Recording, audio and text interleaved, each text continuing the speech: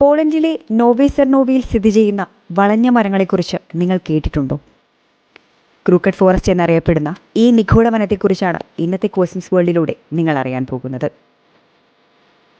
ഏകദേശം 400ഓളം പൈൻ മരങ്ങളുള്ള ഈ തോട്ടം 1930കളിൽ കണ്ടെത്തിയതായാണ് പറയപ്പെടുന്നത്. 50 അടിയോളം ഉയരമുള്ള ഈ മരങ്ങളുടെ വിചിത്രമായ ആകൃതിയാണ് ഇവയെ ഇത്രയധികം ആകർഷകമാക്കുന്നത്.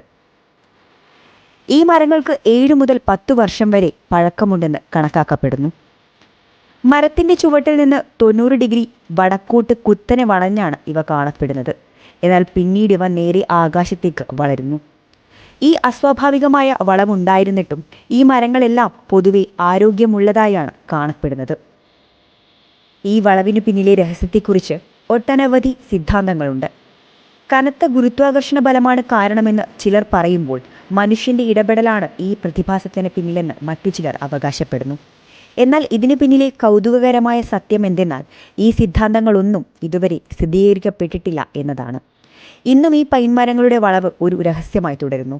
എന്നിരുന്നാലും സഞ്ചാരികൾക്ക് ഏറെ കൗതുകവും വിസ്മയവും നൽകുന്ന ഒരു അനുഭവമാണ് ക്രൂക്കഡ് ഫോറസ്റ്റ്.